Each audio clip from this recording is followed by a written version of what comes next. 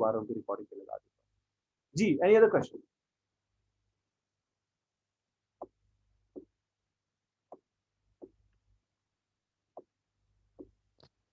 Sir दूसरी बात ये थी कि एम आई ऑडिबल? जी, जी, बोलें। सर मैंने क्या दूसरी बात ये थी कि इन्होंने ना ये जो बुक है मेरे पास ऑडिटिंग की, हुँ, तो इन्होंने ना प्लानिंग को और प्रोग्राम को ना अलग-अलग एक्सप्लेन किया है। हुँ, हुँ, तो उस दिन आपके लेक्चर में मैंने सुना था कि दोनों सेम मतलब है। कि ये दोनों ना सेम ही हैं। जी हाँ, तो इधर इन्होंने ना अलग-अलग एक्सप्लेन किया हुआ है, प्लानिंग को अलग किया हुआ है और प्रोग्राम को अलग किया हुआ है। ओके। अच्छा देखो, इस तरह की कुछ चीज़ें आपको कन्फ्यूज़ करेंगी। अ, अगर आपने कभी रिसर्च प्रोसेस पढ़ा हो, तो रिसर्च प्रोसेस के अंदर भी ना बात वो होती है कि कुछ लोग डाटा कलेक्शन और एनालिसिस को एक पढ़ लेते हैं, एक एक तरह से लिखते हैं, कुछ अलग लिखते हैं। कुछ उसमें भी डाटा कलेक्शन को अलग लिखते हैं, डाटा फीडिंग को अलग लिखते हैं, डाटा एनालिसिस को अलग लिखते हैं, इंटरप्रिटेशन को अलग लिखते हैं। तो कहने का मतलब ये है कि this shouldn't matter a lot. आपसे कभी भी ये सवाल नहीं होगा कि ऑडिट प्रोग्राम और ऑडिट प्लान में क्या फ़र्क है, ठीक है? आप चेक करेंगे इनफैक्ट तो बहुत सारे इंटरनेट पे आपको ऐसी चीज़ मिलेंगे कि audit program is also called as. बात ये है कि कुछ कुछ किताबें ऐसी होती है जो हेडिंग्स बढ़ाने के चक्कर में हर चीज़ को बहुत ज़्यादा ब्रेक कर देती है।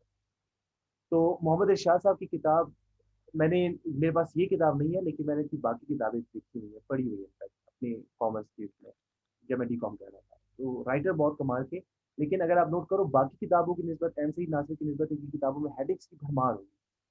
तो this is where he this makes a distinction between audit plan and audit audit program. Sir बात ये है कि एक प्रोसेस होता है, अच्छा एक होता है ऑडिट प्लानिंग, एक होता है ऑडिट प्लान। बात ये है कि आप ऑडिट के बारे में पूरी मनसूबाबंदी करते हैं, आप एक नक्शे एक घर के का नक्शा बनाने के बारे में काफ़ी एक्सरसाइज़ेज़ करते हैं, चेक करते हैं ज़मीन कितनी है, रकबा कितना है, कितने बाय कितने फुट है, क्या-क्या बन सकता है, रिक्वायरमेंट क्या है, पूरी आप रिसर्च करते हैं, उस रिसर्च के बाद आप एक नक्शा डेवलप करते हैं। अब ये नक्शा आगे का मंसूबा है, ठीक है? तो ऑडिट प्लानिंग जो है, आप वो पूरी करते हैं जो आपने पढ़ी है अपनी बुक में। उस पूरी प्लानिंग के बाद, उस पूरी एक्सरसाइज के बाद आप एक मंसूबा देते हैं, फूल प्रूफ मंसूबा कि यार ओके इस कंपनी के ऑडिट ऐसे करना है। तो वो जो मंसूबा फिर आप देते हैं, वो बन जाता है ऑडिट प्लान या ऑडिट प्रोग्राम। सो आपने शायद उसको ऑडिट प्लान आपने उसको ऑडिट प्लानिंग के तौर पर पढ़ा होगा, राइट? कि वो प्लानिंग होनी कैसे, वो स्टेप्स होंगे कि पहले ये करें, पहले ये होता है, फिर ये होता है, फिर ये होता है। वो उस टाइम पे होगा। इसके बाद then you are given the audit plan और ऑडिट प्रोग्राम कि अब ऐसे करें। हमने रिसर्च करके अंडरस्टैंडिंग डेवलप करके प्लानिंग करके ये मंसूबा या ये नक्शा बनाया, आपने इसको फॉलो कर।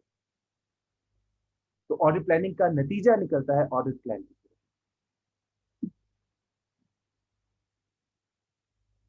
आई होप बात समझ रहे हैं आप।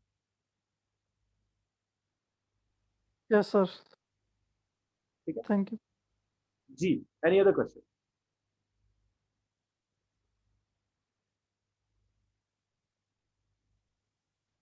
सर मैंने क्या है कि ऑडिटिंग के रिलेटेड बस इतना ही काफ़ी है ऑडिटिंग से टेस्ट के लिए। रिलेटेड एक चीज मैं आपको और बताऊं, वो है सरकारी इदारों में ऑडिट का मैकेनिज्म। उस पर मैं काम कर रहा हूँ, क्योंकि ऑडिट प्लानिंग का मैकेनिज्म काफ़ी बड़ा है। मैंने मैंने थोड़ा बहुत काम कर लिया है, बट आई एम मतलब आप यकीन करें वो एक टॉपिक जो है ना उसको डेवलप करने में मैं कितने हफ्ते हैं और कितने हफ्तों से लगा हुआ।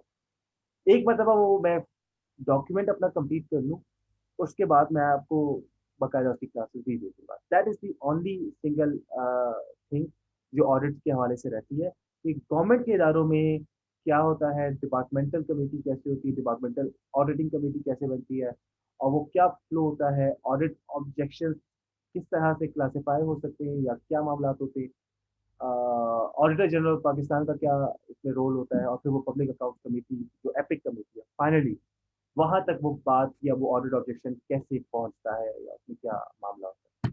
तो that is the single topic मैं उस पर काम कर रहा हूँ। लेकिन बाकी ऑडिट के हवाले से जो मोटी मोटी चीजें हैं ना वो हमने कवर कर दी है। लेकिन देखिए, मुतमईन कभी नहीं होना चाहिए, कुछ भी आ सकता है। तो आपको लाइक फिर भी अपने तौर पर आप देखें, जैसे माशाल्लाह आप खुद भी सेल्फ स्टडी कर रहे हैं, बहुत सारी चीज़ें अभी भी होंगी जो हो सकता है कि मेरे उन चंद घंटों के लेक्चर्स में या जो नोट्स प्रोवाइड किए गए आपको उसमें कवर नहीं हो सकती, क्योंकि मैंने बहुत इंपॉर्टेंट चीज़ें जो मेरी नज़र में है वो करवाई। लेकिन वो चीज़ें शायद 60% कवर कर देगी ना, 80% कवर कर देगी, 20% का तो एरिया फिर भी बाकी होगा। तो वो 20% के लिए you will have to work by yourself, तो थोड़ा सा आपको करना है। इरशाद साहब की बुक अच्छी है, मतलब मैं एज अ राइटर उनको जानता हूँ कि उनकी किताबें बड़ी डिटेल होती हैं, तो आप उनसे जो है रहनुमाई ले सकते हैं। दूसरा, मैंने पोर्टल के अंदर वर्चुअल यूनिवर्सिटी की किताबें वो की है, पोस्ट की है, उनसे रिलेटेड सवाल में आ सकते हैं, तो उनको देखिएगा। Okay sir. जी, any other question? Sana, Sana and Asma, आप दोनों अस्सलाम में वालेकुम सर। वालेकुम सलाम। सर मुझे इंटरव्यू से रिलेटेड कुछ पूछना था, जॉब एक्सपीरियंस के हवाले से। जैसे मतलब मैंने तो 2018 में अपनी ग्रेजुएशन कंप्लीट की है, एमपीए। तो सर उसके अलावा मतलब 2 साल हो गए हैं, पर ना फाइनेंस से रिलेटेड कुछ ना अच्छा खासा एक्सपीरियंस नहीं रहा। तो सही, इंटरव्यू में उससे रिलेटेड कुछ मतलब इशू या फिर वो कुछ क्वेश्चन रेज करें कि आपने मतलब फाइनेंस ग्रेजुएट हैं फिर भी कुछ एक्सपीरियंस नहीं है आपका, उसका तो कोई इशू नहीं हो सकता? आपने एक्सपीरियंस बताया है जॉब का मतलब। एमबीए के बाद आपने किया क्या है? एमबीए नहीं, MPa sir. MBA, masters of public administration. Okay, उसके बाद क्या किया? जी जी सर, 2019 से लेके 2020 सितंबर तक मैंने जॉब की as an admin in a private school. और अभी एज अ भी एज अ मैं currently sir administrator private school में, सर एडमिन की ओके, जॉब। ठीक है, और सर अभी तो करंटली मैं कंप्यूटर पढ़ा रही हूँ, same school teacher private school में। ओके। तो मतलब इस सच फाइनेंस से रिलेटेड कोई एक्सपीरियंस कोई नहीं रहा अभी तक। फाइनेंस रिलेटेड एक्सपीरियंस होना मस्ट भी नहीं है। मस्त ये नहीं है सर। जब मैंने अप्लाई किया था ना, तो उन्होंने पोस्ट क्वालिफिकेशन एक्सपीरियंस मांगा था, 2 साल का पोस्ट क्वालिफिकेशन एक्सपीरियंस, यानी कि पार्ट टाइम लेकिन सर एक्सपीरियंस अभी चाहिए नहीं वाले में था। तो है ही नहीं। जी अब जी वो चीज़ बिल्कुल। नहीं मांग रहे ना। तो आप एक बात बताऊं, हर इंसान के अंदर जी ना जी कोई उसको फील हो रहा होता है कि ओह ये चीज़ नहीं है, ये मसला ना बन जाए। बस बिल्कुल लाजमी सर, नहीं वो ये आपसे थोड़ा इशू सवाल था करेंगे मेरे। कि पोस्ट क्वालिफिकेशन आपका एक्सपीरियंस रेलेवेंट फील्ड में क्यों नहीं है या फाइनेंस में नहीं है, and you have a very good hmm, response कि सर मुझे फाइनेंस में कोई अपॉर्चुनिटी नहीं मिली, तो इसीलिए तो मैं लाइक आई एम टीचिंग। अगर मुझे मिली होती कोई भी अच्छी अपॉर्चुनिटी जो इवन मुझे कम भी पे कर रही होती, तो मैं ज़रूर जाता। अच्छा, डिफेंड करना है खुद को, इसमें अपनी वो ना ऐसे जवाब ना दे कि सर बस क्या करूँ, नौकरी नहीं मिल रही थी, फाइनेंस में नहीं थी, बस मजबूर थी। मजबूरी वाला एलिमेंट शो नहीं करना। आपने कहना है कि सर सही sir. I was very dedicated to find a job in finance, मेरा पैशन यही है, मेरी नॉलेज, मेरी मेरा सारी स्किल इसमें है, तो आई रियली वांटेड कि मैं उसको अप्लाई कर सकूं। But I believe you are from Larkana और Hyderabad, right? Yes sir. Larkana है या हैदराबाद है? लड़काना। Larkana, even better. तो लड़काना तो बहुत छोटा शहर है सर, प्राइवेट सेक्टर नहीं है इतना ज्यादा।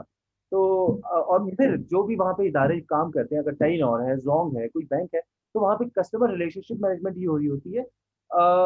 फाइनेंस सारा हेडक्वार्टर से डील होता है जो कराची है, और यही सही हकीकत में यही बिल्कुल। होता है तमाम कंपनीज के अंदर। बिल्कुल सर तो बिल्कुल। यू डोंट नीड और सर ये वो बेचारगी वाला नहीं, बट सर ये कि I am really willing to work in the field of finance. That is why I have applied for the post of senior auditor. I couldn't get any opportunity even though I was willing to work on a very low paying salary. मुझे बहुत कम भी मिलता, मैं करने को तैयार थी, और यकीनन आप होंगी। जस्ट शो दैट डिटर्मिनेशन बिल्कुल सर। कि इसमें आपका कसूर नहीं है कि आप अहल नहीं थी, इसको यूं शो करें कि मार्केट में जॉब्स की अवेलेबिलिटी ही नहीं थी। नहीं थी। बिल्कुल that is sir how you सही। हैव और टू, सर एक और सवाल। अपने ऊपर ब्लेम ना लीजिए। जी जी सर। सर एक और सवाल है। जी, सर ये वो जो मैंने आपसे ऑलरेडी पूछा था, अलग से जो हमारे कुछ दूसरे सब्जेक्ट से डिग्री से रिलेटेड, तो सर उनका भी आपने कहा था कुछ सब्जेक्ट के इनको भी आप थोड़ा रीड आउट कर लें। तो बिल्कुल। सर वो मैं जो मतलब सब्जेक्ट्स हैं तो उनको डीप पे पढ़ना है जैसे हम अकाउंटिंग और ऑडिटिंग सब पढ़ रहे हैं, या फिर उनका ओवरव्यू होना चाहिए? देखिए, टू बी ऑनेस्ट, आपकी स्पेशलाइजेशन फाइनेंस में है, आपको तो बहुत डीप पढ़ना है, ठीक है ना? सही अब ये है। डीप कैसे जी जी। होगा? सबसे पहले तो पहला सब्जेक्ट पकड़ लीजिए, जो कोर सब्जेक्ट है, जो फाइनेंशियल मैनेजमेंट है, ठीक है ना? सही सही। वो तो जी जी वो तो आपको जरा पता होना चाहिए, क्योंकि वो जब पता होगा ना सब्जेक्ट, तो बाकी सब्जेक्ट में ही मदद मिलेगी। बिल्कुल तो सर। और वो सब्जेक्ट खुद ओवरव्यू है बाकी तमाम सब्जेक्ट, ठीक। तो उसको डिटेल में पढ़ें। एक दफ़ा उसकी जी सर। डिटेल अच्छे तरीके से वो करके इसके बाद फिर बाकी सब्जेक्ट्स की तरफ आप मूव करेंगे। लेकिन बाकी सब्जेक्ट्स का ठीक ओवरव्यू है। लेना भी काफ़ी होगा। काफ़ी तो खैर नहीं होगा, लाइक मुनासिब होगा, अगर आपके पास वक़्त ना हो। ठीक है, वो पूछ सकते हैं कुछ भी। हाँ, वो कहीं से भी पूछ सकते हैं। अब like I had never thought कि मुझसे बिज़नेस ऑर्गनाइज़ेशन से शेयर्स, कैपिटल और चीज़ों के बारे में पूछा जाएगा, बट पूछा गया। ठीक है सर, थैंक यू। ठीक है? तो ये जी। अच्छा, नए लेक्चर्स जो है, जो इंटरव्यू वाले हैं, वो ज़रा मुझे फीडबैक दें। मैंने काफ़ी मेहनत से फॉर्मेट चेंज कर दिया। पहले आपने माइक्रोइकोनॉमिक्स के देखे थे, ऑडिटिंग के देखे थे। अब तरीक़ाकार चेंज हो गया। इनफैक्ट आज का लेक्चर जो मैंने पोस्ट किया, उसमें तो बहुत लाइक वो 30 मिनट्स का लेक्चर है अराउंड, बट उसमें पहले आपको क्वेश्चन बता दिए गए कि कौन-कौन से सवालात हैं इंटरव्यू के हवाले से जो पूछे जा सकते हैं। और फिर मैंने उनके वो पूरा लेक्चर देने के बाद दोबारा उन क्वेश्चंस को अ, रिपीट किया या उनके आंसर देने की कोशिश की है।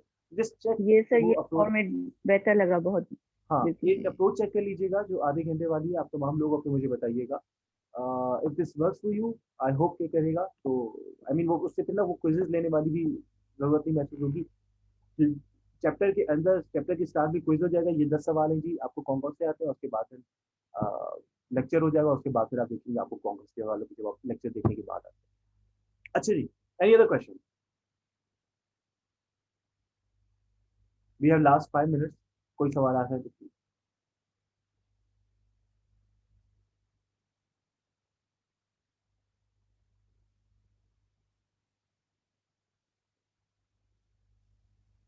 सर जी, अगर सर मैंने क्या ये कॉस्ट अकाउंटिंग के रिलेटेड बुक जो है हुँ, सर वो बता देंगे सर कौन सी अच्छी, अ, मतलब कौन सी जो है वो आसानी से बाज़ ऐसे राइटर होते हैं कि पढ़ के मतलब टाइम बहुत ज़्यादा लग जाता है और कंसेप्ट भी नहीं आता। कॉन्सेप्ट नहीं तो बनता। बाज़ राइटर ऐसे होते हैं कि एक पेज में मतलब ऐसे आसानी से लिखते हैं कि कंसेप्ट डिलीवर हो जाता है, पढ़ने से भी आ जाता है। टू बी ऑनेस्ट, कॉस्ट की ना कोई अच्छी किताब मुझे तो आज तक नहीं मिली।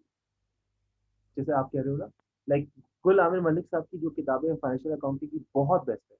बट आई डोंट नो कि उनकी कोई और किताबें हैं या नहीं। नहीं तो सर, उनकी तो सिर्फ़ आई थिंक ये पार्ट फर्स्ट और सेकंड की है पार्ट सिर्फ़, 1 वो और भी। पार्ट 2 है, लेकिन अगर उनकी कोई और किताब है तो मतलब ये तो उन्होंने बीकॉम के लिए लिखी है ना, उनकी हो सकता है कोई और किताबें भी हो, कॉस्ट वगैरह से रिलेटेड या कुछ अलग। वो आप किसी जी सर, पब्लिशर से पूछ। मेरे सामने तो नहीं है ये अभी हाँ, तक फ़िलहाल, अच्छा, ये मैं ना 2 हैं। ऐसी वजह हमें मैं हमेशा वर्चुअल यूनिवर्सिटी की किताबें उठाता हूँ। वर्चुअल यूनिवर्सिटी की किताबें फिर बेहतर है, बट इतनी अच्छी नहीं है जितनी आप एक्सपेक्ट करते हो वर्चुअल यूनिवर्सिटी से। अ, तो ये वर्चुअल यूनिवर्सिटी की किताब बहरहाल देख लीजिएगा। That is much better. और वही बात, शॉर्ट है यार, 100-150 पेजेज़।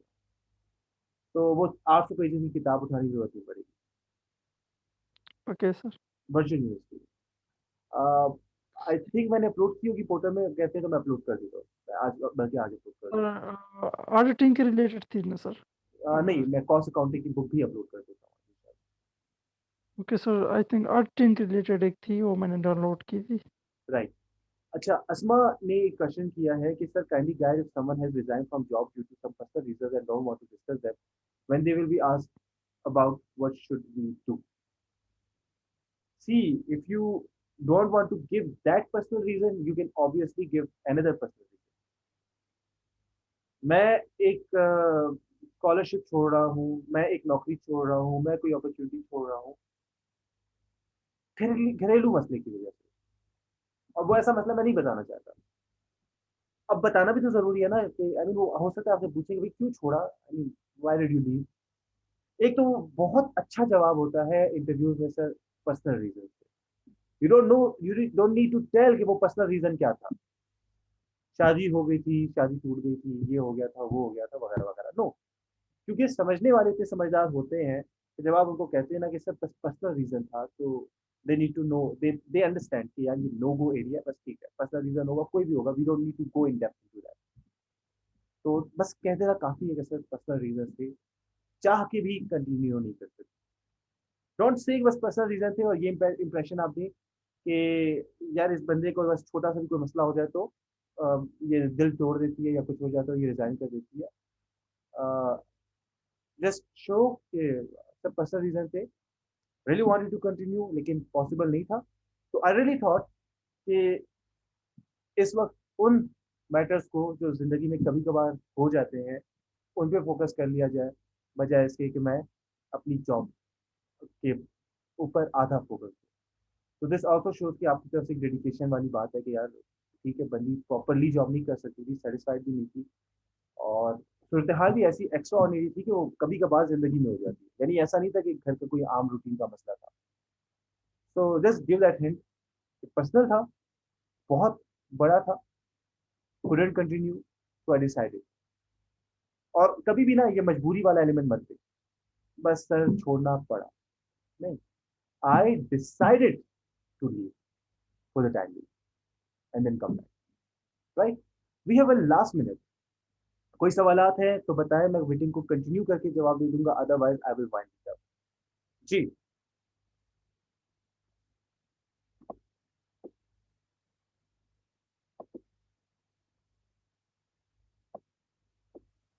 सर मेरा एक सवाल था सर। जी जी। सर अभी मेरी सर सीपैक में जॉब है, हाँ, तो सर पूछना ये था कि फॉर एग्जांपल यहाँ से एनओसी लिए बगैर मैं अप्लाई करता हूँ अक्सर, क्योंकि एनओसी यहाँ से नहीं मिलती हमें। वो हम्म, बोलते हैं कि आप अंडर 3 है ना। तो सर अगर एनओसी लिए बगैर वहाँ पे बंदा चला जाए और वहाँ पे वो पूछ लेते हैं कि आप पहले क्या करते हैं, तो इसके रिलेटेड अगर बता दे कि मैं वहाँ पे करता हूँ, फिर सर इसका कोई इशू तो आप नहीं होगा? स्टेट में जो जॉब कर रहे हैं वो गवर्नमेंट है या कॉन्ट्रेक्चुअल है क्या? नहीं सर, ये फर्स्ट 3 इयर्स सर जो होते हैं वो तो आपको पता है सर टेम्पोरेरी होते हैं। टेम्पररी होते हैं, बट जो हमारी पे कॉन्ट्रेक्चुअल है स्लिप जो है उसके आपके, ऊपर लिखा हुआ था टेम्पोरेरी एक्टिव, लेकिन है हम गवर्नमेंट के अंडर।